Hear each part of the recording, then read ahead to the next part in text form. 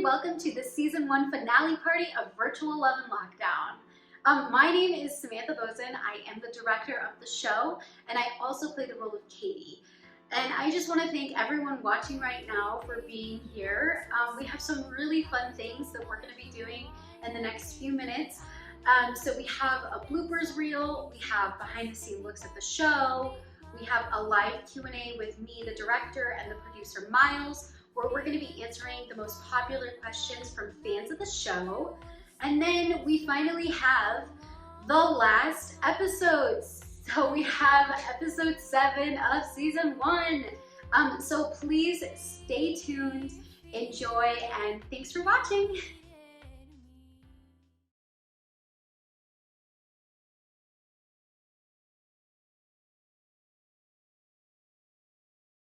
Virtual Love in Lockdown! Virtual Love and Lockdown season 1 episode 1. Virtual Love and do I speak English? Virtual Love and Lockdown season 2 episode 1 scene 1.48 alpha take 3. Hang up on you on the phone and you're just like, okay. Yeah. Okay, go.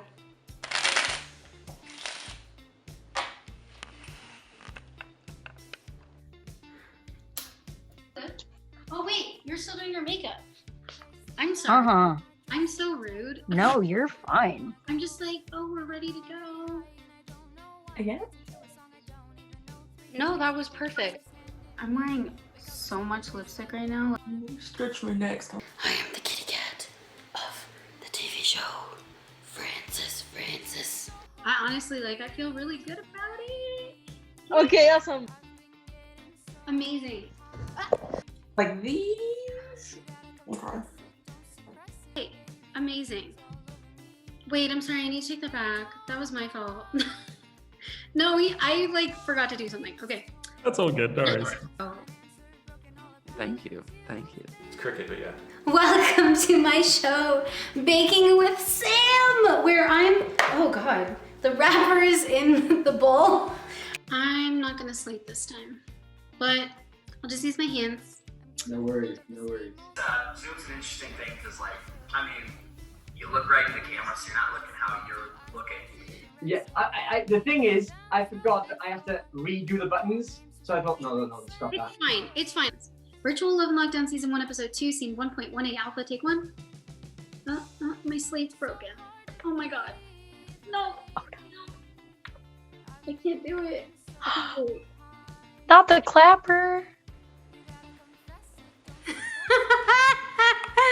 Okay. Scene 2, take 4. Take 4. Okay.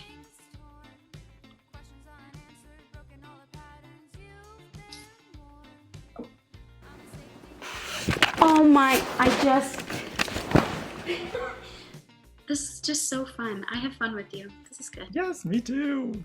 Okay, cool. Katie. I know that was weird, but it'll work. Oh, I was like, wait, what? You're fine. Thank you. I almost called you Pablo because that's what I said on the screen. You're good. Virtual Love and Lockdown Season 1, Episode 6, Scene 2.1, see Charlie, take 1. Come on. Oh my God, our thing is broken. 2.1, see Charlie, take 1. What the frick? I've been holding it close to the end piece. Like there? Okay. It's slid off the top. I know, it's literally broken. Am I too close to the camera? Yeah. Because it's so good. Okay, I'm just seeing if I'm actually in this recording. Hold on.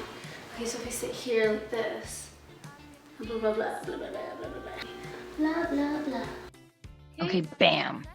So let's just Do a sound slate. Where's my phone? I'm like a mess. I'm actually my character today because I'm like, wait, if I'm talking like this. Okay. That was really ugly.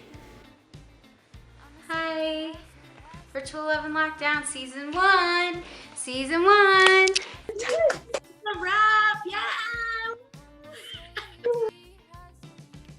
Okay, I think we're done. Hey Sam, I like your shirt there. Hey, I like your shirt. Thank you. So yes, we're wearing Fentress film shirts.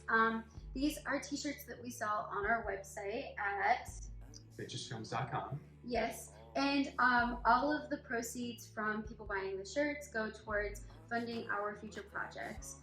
So we would really appreciate it if you could, support us. But we also have some really exciting news, which is We're selling Virtual Love and Lockdown merch on our website. yes. So starting today, we're going to be selling T-shirts and stickers that are Virtual Love and Lockdown themed. So here are some examples of what we will be selling right here.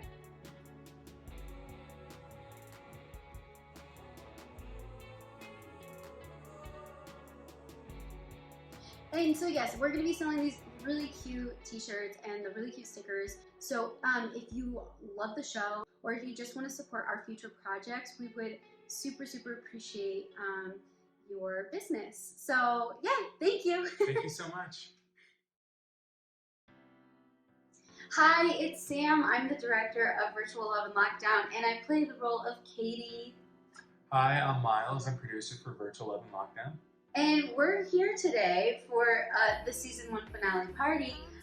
And we took to Instagram last week, our Fentress Films Instagram, and we asked our fans of the show on our Instagram story what questions they have for us about the show. And so now we've collected some of the top questions, the most popular questions, and we're going to answer them right here. So the first question, James asked, what was it like working on such a small crew for the show? So working with such a small crew is actually a lot of fun because it forced us to be more creative. I know we had to game plan a lot of shots and try and get different angles and stuff like that just because we physically didn't have the bodies for it. But all in all, I think it was fantastic. Our physical crew was maybe just 2 of us, but we also had, we collaborated with other actors in a match because that was pretty cool too. So yeah, I mean, even though we had a small physical crew, we had a plethora of actors to work with virtually. Yeah, it was a challenge, but a fun one. Yeah, for sure. for sure. Yeah, a learning curve in a lot of ways. Yeah. But we had a great time, you, me, and Blake. We were like the power crew, really. Yeah, next question. Cool. So I got one for you. So Alex asked, was the show hard to make? I mean, we talked a little about that just now. With having a small crew made it difficult, just because we all wore multiple hats, jack of all trades. I was directing and acting, so that was a challenge in and of itself. But it was hard to make. I mean, we've never made a series. This is our first series, so that was a curveball. And we're still a fairly new production company, but it was such a fun challenge. Yes, it was hard, but in the best way possible. We had so much fun, and getting to work with all those actors from around the world, like we just talked about, it was unlike any experience, and it is thanks to COVID. I mean, there are a lot of negatives about the coronavirus, but this has been such a positive, something to be positive about during this challenging time, for sure. It's a whole new environment now with COVID. We can, yeah. act internationally and stuff like that. So. Yeah, work with people all over the world. I think that has been probably the best, one of the things that we're most grateful for at Fentress Films, for sure. Yeah, okay, so then our next question, Anna asked, for Miles, this is for you specifically, when or how did you get into producing? So my background initially started off when I was in high school. I started audio engineering at my church, and I did that for I think 5 or 6 years.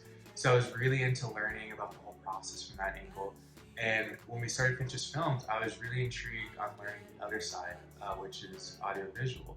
So learning how to work with cameras and different editing tools and stuff like that. A lot of it's very transferable, a lot of the command keys especially. But it's a lot of fun being able to manipulate not only the sound, but also looking at the visuals itself. So yeah, color grading and which is tough. yeah, very hard. Never done it. Take a class first. It's really hard, but you learn so much. I've learned so much.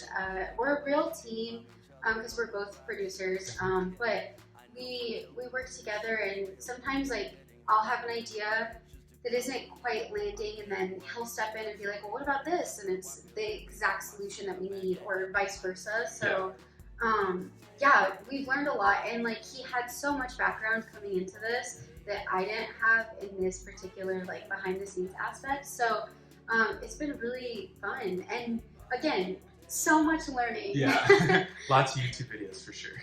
For sure. Alrighty, so next question is, Amanda asked, how did you come up with the different dating scenes?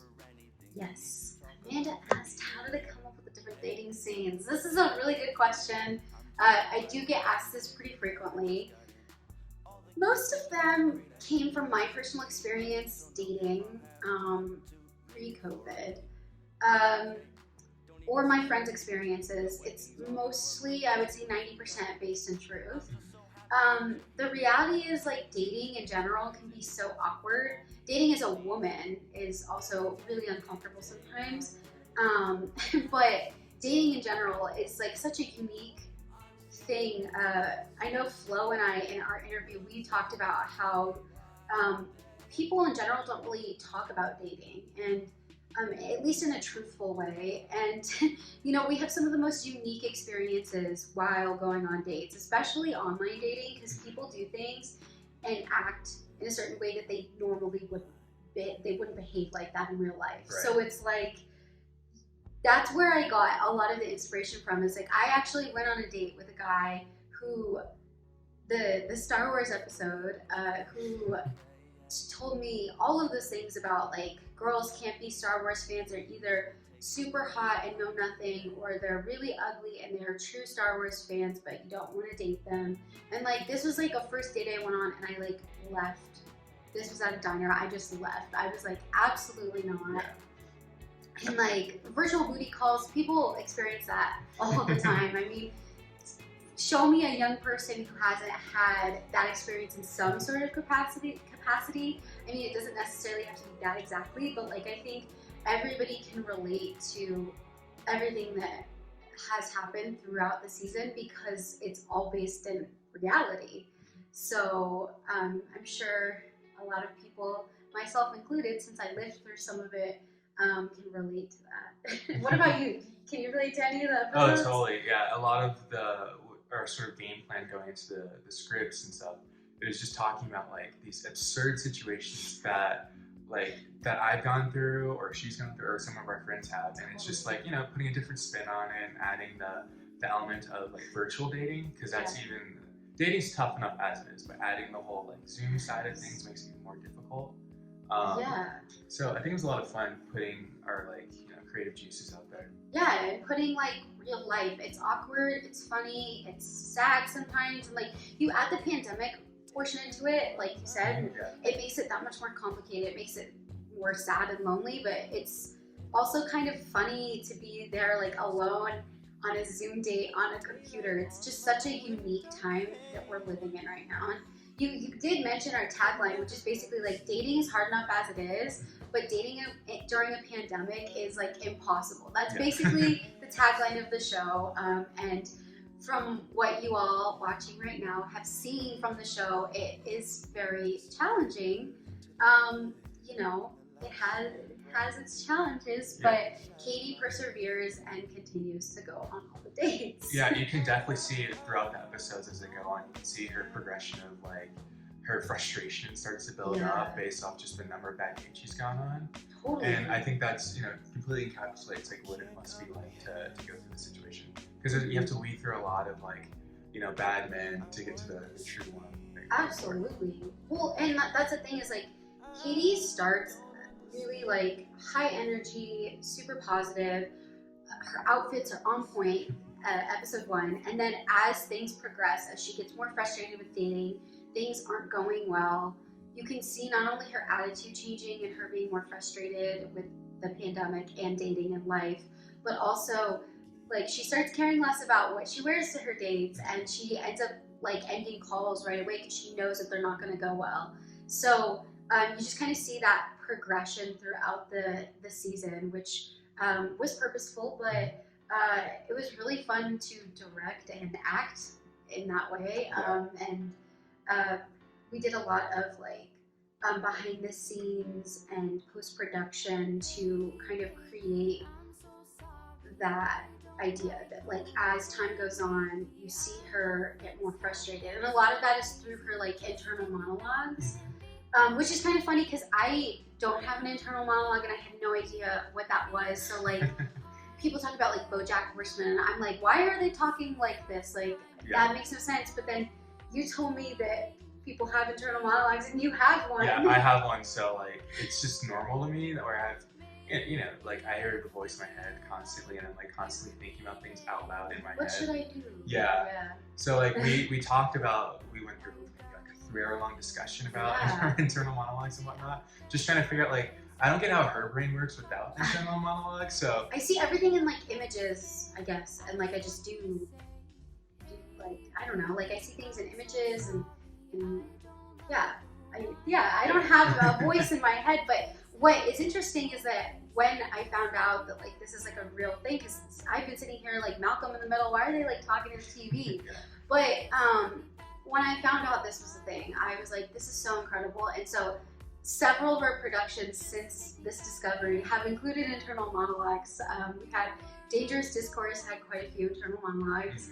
And then I was like, let's have Katie have internal monologues. And so you see Katie's internal monologues become more and more frequent and more intense as she gets more frustrated throughout the season. So that was a really fun element that we kind of played with throughout season 1. It's a great storytelling technique. I mean, tons of films use it. I absolutely love it because it reminds you of myself. Yes. If you don't know what an internal monologue sounds like, you could always, like, one of the films always references Birdman. Yes. That's like the perfect version of that, like, you know, the voice in the back of your head constantly egging you on. Or like even, I know growing up, like Full House, they always had like the angel and the devil on the shoulders, and you know, I'm guessing that's just the internal monologue saying like, should I do this bad thing or should I be a good person? So there's so many examples in film and TV, and so we're really excited like as filmmakers to be trying new things. Another thing we tried was the text messages. You know, throughout season 1, we played with different ways to represent the different dates texting Katie, you know. So sometimes it was just verbally, sometimes we showed on the screen, like iPhone messages. And so that has been really fun as filmmakers, getting to try new things in season 1 of the show. And I think it's really gonna help us in the future with future projects. So my next question, Aaron asked, we finally get to meet a genuine guy in episode 6. So do we get to see more of him in the future? That's a good question. I think we have to tune into to episode 7 and see what happens. Yes, pretty soon, just in a few minutes, we'll get to find out. But yeah, she finally met somebody genuine. Although I will say, she went on the super speed dating dates on episode 5, and she met Anna, who had technological difficulties, and that seemed like it had promise. But because of the very real thing, like something that would happen in real life where you can't hear someone on Zoom or they keep glitching, it didn't work out. So who knows, maybe there's potential there as well. Okay, I think we have one more question left. Yes, the last question is, Ryan asked, will there be a season 2 of the show? Season 2. So yes, we are doing season 2 of the show. A lot of people have asked us this, and we're so excited to finally get to announce that there will be a season 2. We have already filmed episode 1, so I'm really excited about that. We filmed it while we were filming season 1. So season 2 episode 1 is like ready to go. And we're going to be filming the rest of the season later this year. So you're definitely going to be seeing more of Katie, more of Amber, played by Robin Ramos. She's amazing. And we're excited to see like how her character develops and progresses with not only her getting married, but also her relationship with Katie, because I think it's really important to show 2 empowered women on the screen. And maybe even like Katie's mom or more of her friends. So you'll just have to see what happens. Especially Frances. Oh yes, Frances the cat is like the star of the show. She's been in a lot of shots. But yeah, you'll see for episode 7, which is going to be premiering here in just a few minutes, you'll see what we have in store for season 2. You might have more questions than answers by the end, but we're really excited to hear your thoughts. So yeah, that concludes our Q&A. Thank you to everybody who asked us questions on our Instagram story. Thank you for everybody watching right now. And yeah, bye. Bye. I just want to say a huge thank you to the entire cast and crew of Virtual Love and Lockdown. I am so grateful to each and every single one of you. You have all worked so hard and you each played such an important role in making the show come to life. So thank you from the bottom of my heart for everything. Huge shout out to the following people. Thank you so much to Emily for your fantastic graphic art for our poster. Thank you to Mady for your insanely amazing animation for the opening sequence of the show. I love it so much. Thank you so much to the Space Station for letting us use your music. Your music is the theme song of the show, and we love it. Thank you to Amanda Simmons and Kunle for also letting us use your music. That means just so much to me that I get to use that, so thank you. And thank you to Blake for being the key grip, and thank you to Patrick for being the boom operator. Thank you to Miles for being the producer, the best producer. And I also want to say thank you to the cast. So thank you so much to David, thank you to Kat, thank you to Liam, and thank you to Stuart. Thank you so much to Osmar and Heidi and Hanji and Maria and Natalie, and thank you to Hudson. Thank you so much to Flo, and thank you to Robin. Thank you so much to the entire cast and crew. You all have worked so hard. I know I already said this, but it has been such a joy working with each of you. And for those of you watching, please check these people out. They are so insanely talented, so hardworking, and I'm really excited to see where each of them goes in life and all the success that they have. So thank you for watching, and I'm really excited to have everybody back for the cast and crew for season 2. So please stay tuned for that, and I'll be seeing everyone soon. Hi, thank you all for joining our finale party. Yes, Frances says thank you. She's the star of the show. But season 1 finale, episode 7 is finally live, so you can watch it right now.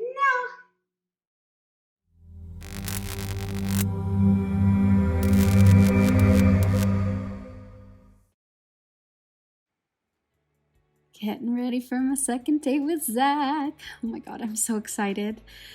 Okay, that should do it with the lipstick. Yeah, I look good. Okay, I got this. I look nice. Okay, here we go.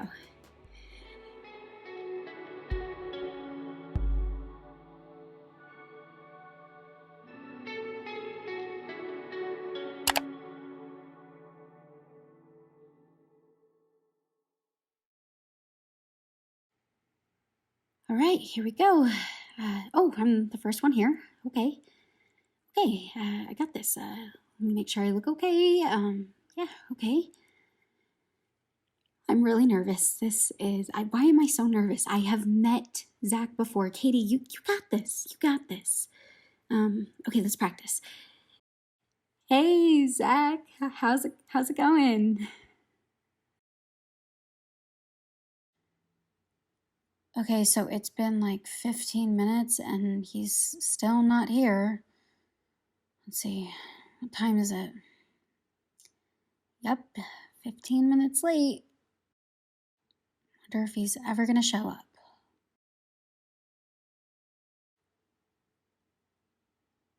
Okay, I think that's a wrap for today. So, this sucks.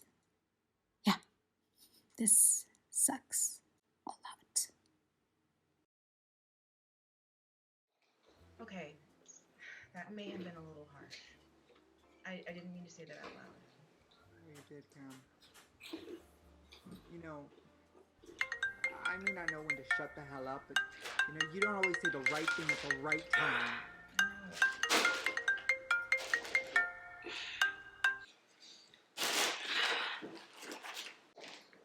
No, I'm sorry. I'm working on that whole think before you speak thing. It's okay, Cammy.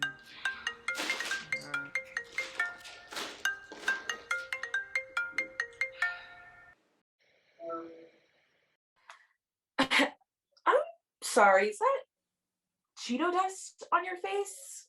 Oh, yeah. Are you okay? Fine. I'm fine. Everything's fine. It's fine. Fine. Oh God. What happened? I got stood up. What? By that nice guy? Yeah. Turns out he's not all that nice. Well, shit.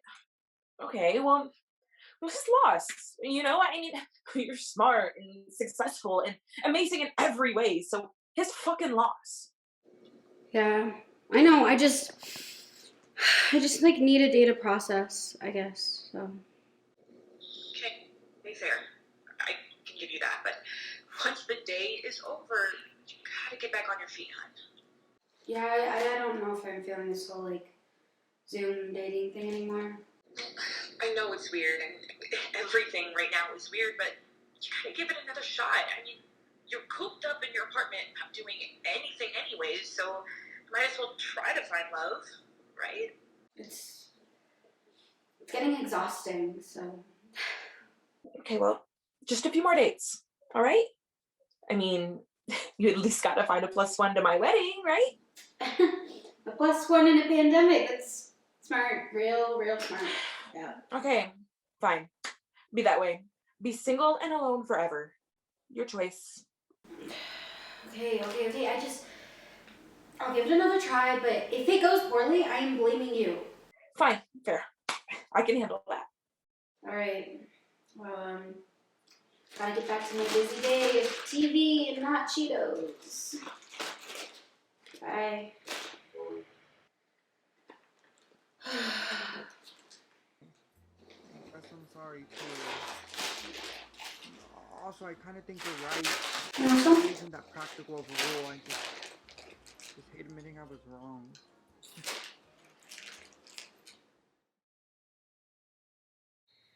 Okay, let's get this blind date over with. Here goes nothing. Adam? Wait, Katie?